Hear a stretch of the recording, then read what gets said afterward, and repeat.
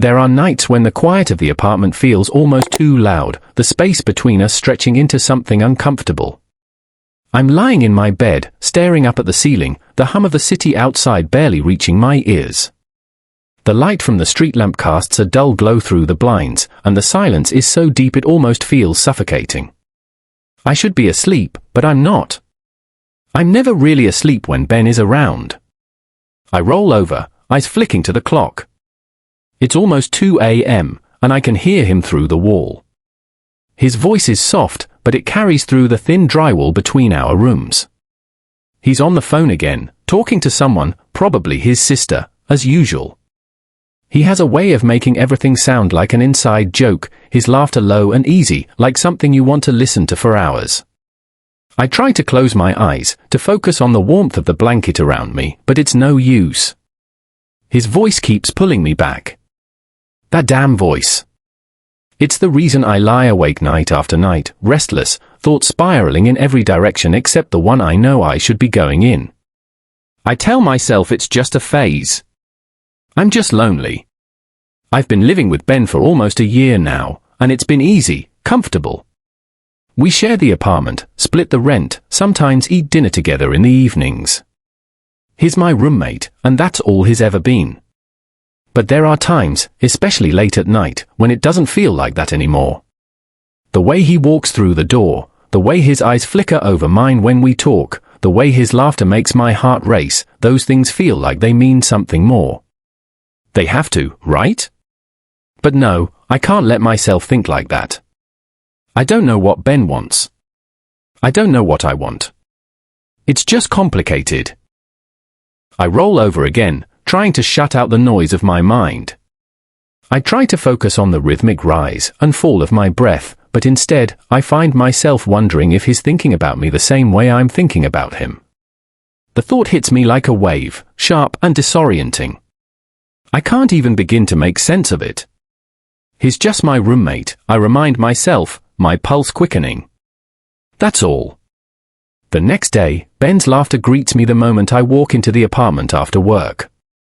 He's standing by the counter, looking at his phone, shaking his head at whatever message he's reading. I smile, trying to push down the tightness in my chest that always seems to appear when I see him. "Hey, man. Long day," he asks, not looking up from his phone. "Yeah, you could say that," I reply, trying to sound casual, as I take off my shoes and throw my bag on the couch. "What's up?" Ben shrugs, pocketing his phone and turning toward the stove. "I'm making some ramen." "You want in?" I glance at the clock, 5:30 p.m. It's a bit early for dinner, but I don't mind. I'm always willing to hang out with him. "Sure," I say, moving to the fridge to grab a drink. "You know, I keep telling you to try something other than ramen. We've been living off this stuff for months." He chuckles, his eyes flicking over to mine for a brief moment before he turns back to the stove. "Why fix something that isn't broken?" I shrug, leaning against the counter. "I guess. But one of these days, you'll get tired of it." "I doubt it," Ben says, a playful glint in his eyes. "I could live off ramen forever." I laugh, but there's a moment where the words feel heavier than usual.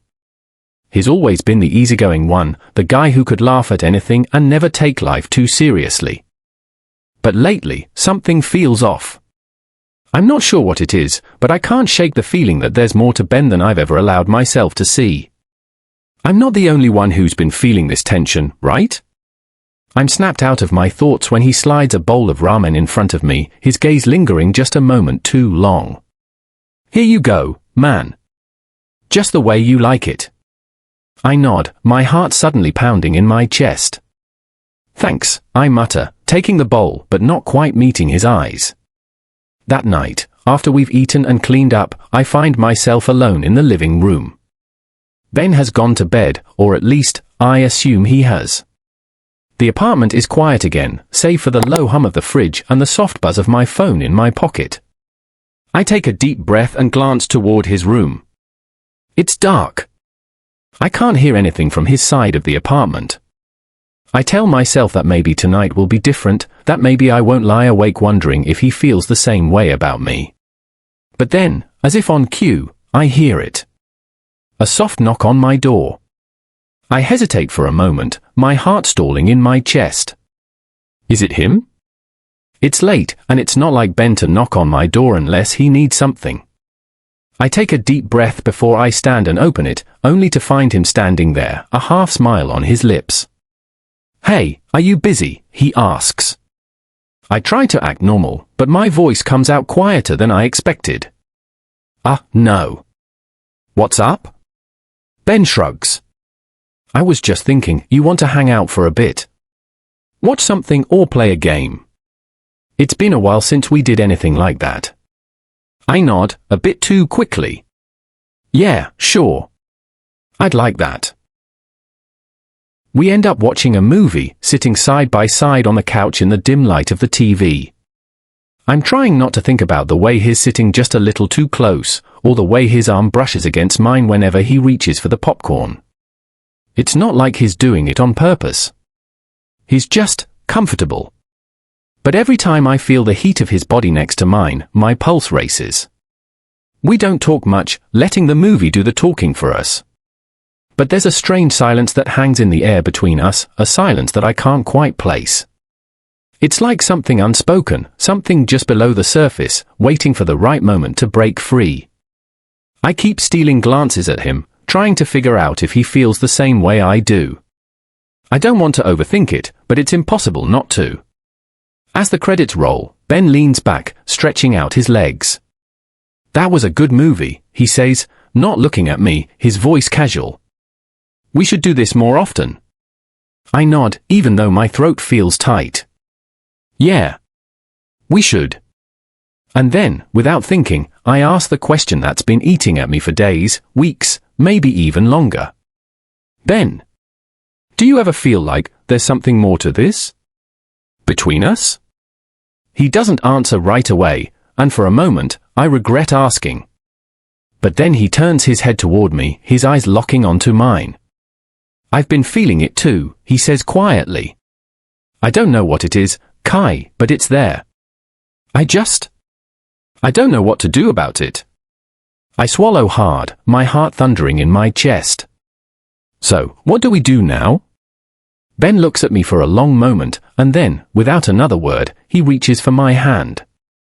And for the first time in a long while, I feel like I'm finally where I'm meant to be. The next morning, everything feels different. I'm not sure if it's because of the conversation we had last night or if it's something deeper that's been building for weeks now, but I wake up with a strange feeling in my chest. It's a mix of excitement and fear, like I'm standing on the edge of something I've always wanted but never thought I could have. Ben's still asleep when I get up to grab my phone. I glance over at him as I move through the living room, his face peaceful, his hair slightly mussed. There's something so natural about him, so effortless. I've always admired that about him, how he doesn't seem to try to be the center of attention, yet everything he does draws people in. I'm drawn in. And I've been fighting it for months. But last night was different. He didn't pull away. When I asked him if there was something more between us, he didn't laugh it off or change the subject. He held my gaze and admitted that he felt it too. And now, all I can think about is the warmth of his hand in mine, the way it felt like everything in the world clicked into place, just for a moment. I make my way into the kitchen, trying to shake the lingering thoughts of last night. It's easy to get caught up in them, to let my mind spiral and imagine what could be. But I can't do that. Not yet. I need to take things slow, let this unfold at its own pace. Ben walks into the kitchen a few minutes later, his hair still messy, rubbing his eyes as he approaches the counter.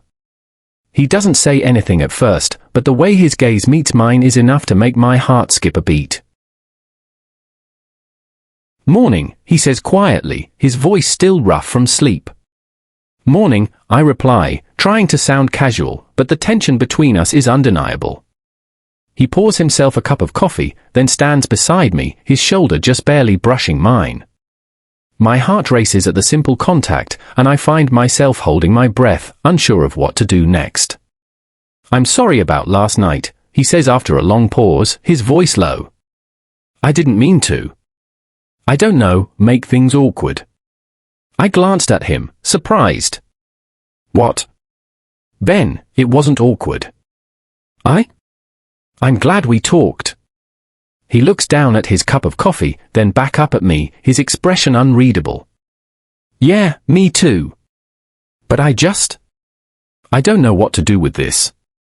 I mean, we've been friends, roommates, for so long. And now, everything feels different. I don't want to ruin it. I take a step closer to him, my heart pounding. This is it. This is the moment where I have to either let go or take the leap. Ben, I say, my voice steady despite the chaos inside me. I don't want to ruin this either. But I don't want to pretend like it's not there anymore. The way I feel about you, it's more than just friendship. I've been trying to deny it for so long, but I can't anymore. There's a long pause, and for a second, I wonder if I've said too much. But then Ben reaches for my hand, his fingers brushing over mine, and I exhale, not even realizing I was holding my breath. I've been trying to deny it too, he admits, his voice barely above a whisper. But I don't want to hide from it anymore. I've never felt this way before, Kai. Not with anyone. His words send a wave of warmth through me, and before I know it, I'm pulling him toward me, my arms wrapping around him, pulling him into a tight embrace. He stiffens for just a moment, but then he relaxes, his hands moving up to rest on my back. I can feel his heart beating against mine, and I know that this is real. This is happening. The shift in the air is palpable, like the world around us has come to a stop, holding its breath while we figure out what this means. I've wanted this, I murmured into his shoulder. I've wanted you for so long, Ben. He pulls back slightly, his hands gently cupping my face as he looks into my eyes. There's an intensity there, a longing that matches my own. I don't know what this means, but I don't want to let you go.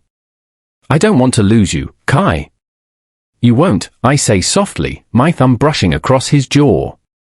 I'm not going anywhere. And then, without another word, we kiss.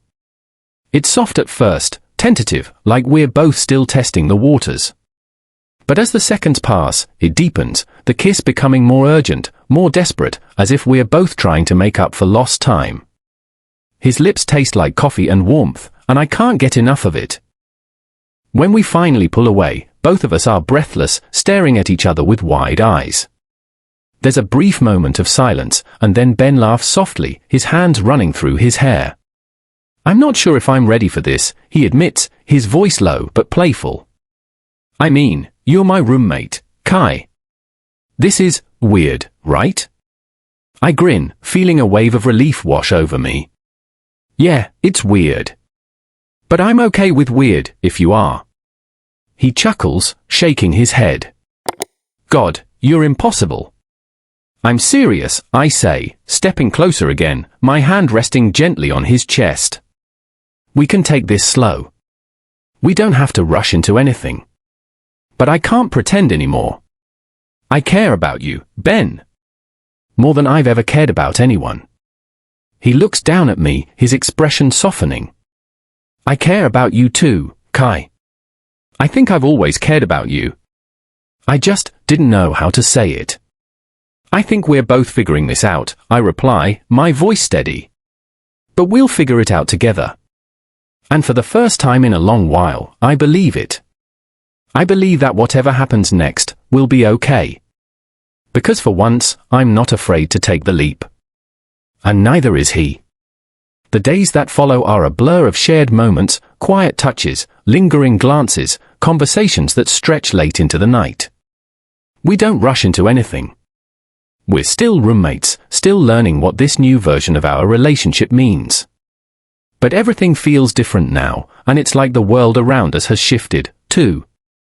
I can't say where this will go. I don't know what the future holds for us. But I know one thing for sure, Ben is no longer just my roommate. And no matter where this path takes us, I'm ready to walk it.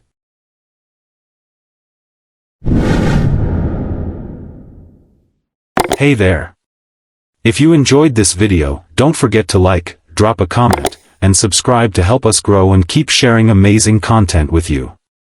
And feel free to explore our other videos, we've got so much more epicness waiting for you. Thank you for being part of our journey, you're the real MVPs.